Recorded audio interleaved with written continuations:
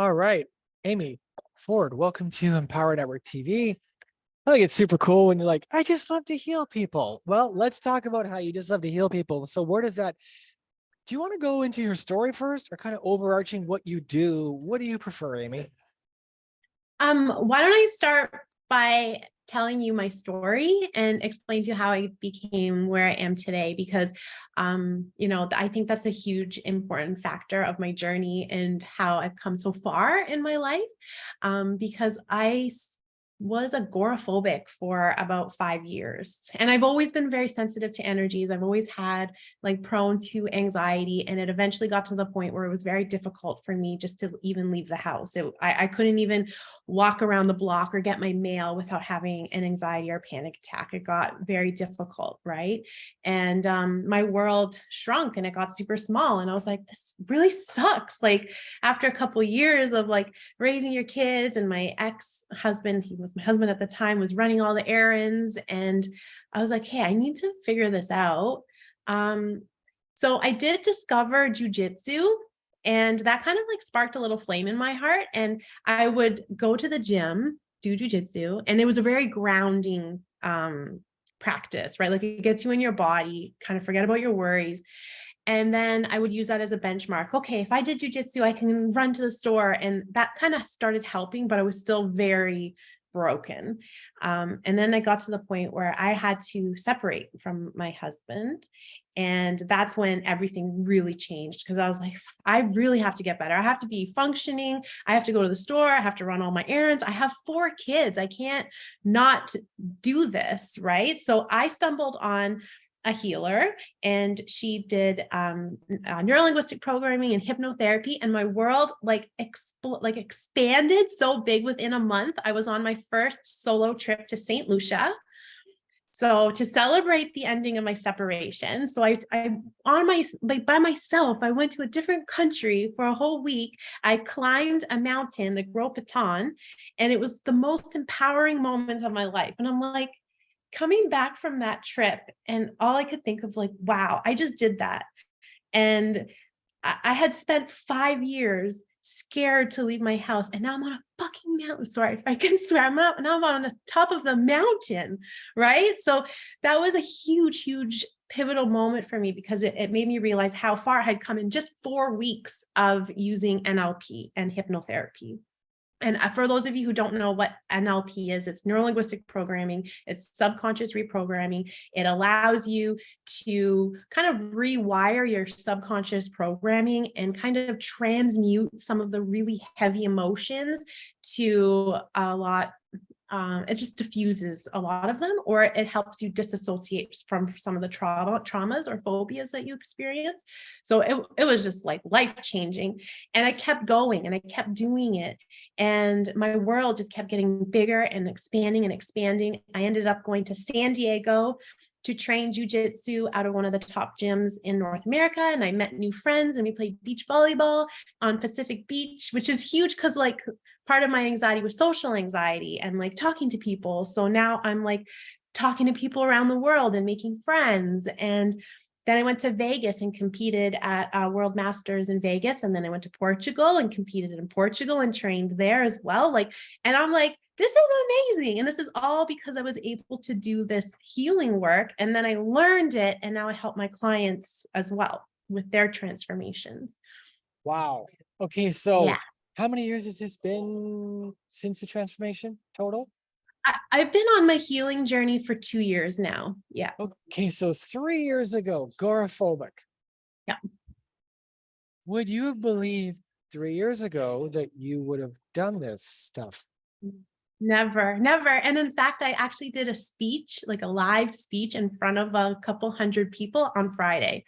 I was like terrified, but then even that was like another benchmark for me. It's like I'm doing a speech in front of all of these people. There's no way I would have ever imagined myself being able to do anything like that, right? So Hey, so the catalyst, like you walk us through. Can you break it down again? Because to go from that to that, that's pretty extreme, Amy. yeah. What is the catalyst, the impetus for? Were you sick and tired of life? Were you walk us through, because some people watching this are going to be like, listen, I kind of struggle with that too, or I struggle with something else. Give me hope. Like, break it down a bit more, please, just to make it more digestible. Yeah, it was the separation for sure. And that was like a lot of emotion to unpack. And I don't want to go fully into that story. But it was definitely the separation and the need to get like I had to.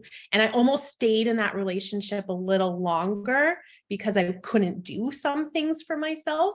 So do you know what I mean? So it's like, okay, like I gotta get out and we have to I have to heal. And so a friend had referred me to this healer, and I started using her. And like within like 1 or 2 sessions, I had already started to see like massive improvements. Like my overthinking was calming, my ability to go out was becoming better. Like I was just feeling empowered. And it was all through neurolinguistic programming and hypnotherapy. So those are all the tools that I've learned over the last 2 years as well. So they're so powerful. So you would say to someone that's in any kind of relationship, business, friendship, romantic, and they know they shouldn't be there, what would you say to them? Um, that there's always like I always find that there's always somebody placed in your path to help you along the way. Do you know what I mean? It's like if you feel like there's no hope, just you have to look within and know and trust that there's going to be, like I call them helper angels, coming in to help you. You just have to look for the people that can help and guide and heal you, right? And just trust. I don't know if that helps answer your question, but from my perspective, it's like anytime that I've needed something or some type of support, there's always been somebody there to help, right? Even when traveling, like, and I'm not saying I'm impervious to anxiety. I still experience it because I'm very sensitive to energies in the rooms. And when you go to the airport, there's a lot of anticipatory anxiety. Other people scared to fly. There's a lot of people in the airport who have legitimate fear of getting on the airplane, and that energy is in the air. So when you walk into the airport, it's like you're like, oh my God. So there's like some practices in place that I do to kind of protect myself from getting dinged from other people's anxiety. But it's just about having that awareness now of what is going on and where these feelings are coming from, which I think is super important. Wow, great. Okay, great. And thank you. Let's go into NLP then and hypnotherapy. So what would you tell someone that they don't have reference points for that? How did it help you? Why did it help you? Yeah, so the NLP, like I mentioned, it's subconscious reprogramming. So how we operate on a day-to-day basis is like 90% subconscious programming, right? It's like we operate based off of our limiting beliefs that have been programmed to us from our parents, from our ancestors, from our experiences, from school, from siblings. And anytime I kind of put it like this perspective, like say you're younger and like say you're 2 years old and you're at the park and a dog, like a little tiny dog, comes up and kind of like nips you, like it's this cute little dog. And then to you, a 2 year old, you're like, oh my God, like that dog bit me. And then all of a sudden, like 5 years later, you're like a little more jumpy around dogs because they'll come up at you. And then because of that experience, you're a little more scared. And then 10 years down the road, now you're just completely terrified of dogs because it kind of snowballs and your anxiety will kind of get bigger and more like louder. So with subconscious reprogramming, it allows you to like take that record that plays of that fear and can kind of remove it, transmute it, change the song so that it doesn't play anymore. It doesn't get triggered anymore. So now you're not scared of dogs. And there's a couple different techniques that we do to do this. And one of them is anchoring empowerment or like a more positive emotion over that. Or we do a disassociation technique. So instead of looking at the trauma through your own eyes, we can disassociate you to look at it from like, a fly on the wall or something. Do you know what I mean? It's just like taking you a couple steps back from it. So it's not as jarring when you think about it. So I still have all of these memories, but they don't have that like emotional charge to them anymore that elicits a trauma response. Amazing. Amazing. So your work today, one-on-ones, groups, what do you got going on? Do you have a Facebook community? Do you have book? No book yet. Not yet. No, I have Instagram, I have Facebook, and I do energy intuitive energy assessments. So I can intuitively pick up on what's going on in your body holistically and kind of figure out where people are storing their trauma.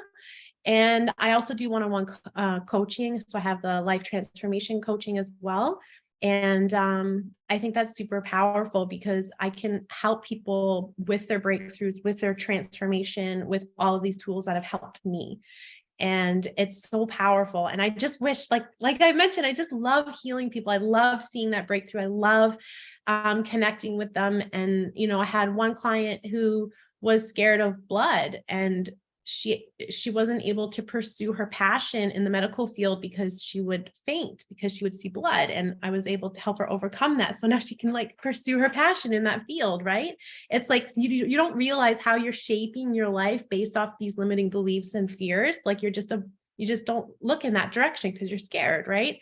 Start looking in that direction. I always advise my clients to play that game of expansion. Where are you playing small? Where are you scared? That's where you need to be placing your attention for healing, because that's how you're going to push forward and out of your comfort zone. Why is it, Amy, that or it seems to me like every place I don't want to look is where all the gold is? Yeah, it is. It's crazy. And like that's how the expansion game is done. And I love it. Like I did a speech last Friday and I was terrified to do it, like so scared. And I was like, okay, I actually want to quit. I want to tell them that I can't do this because I'm scared. And then I'm like, okay, that means I have to do this. I have to just push forward. And now it's something that I've done.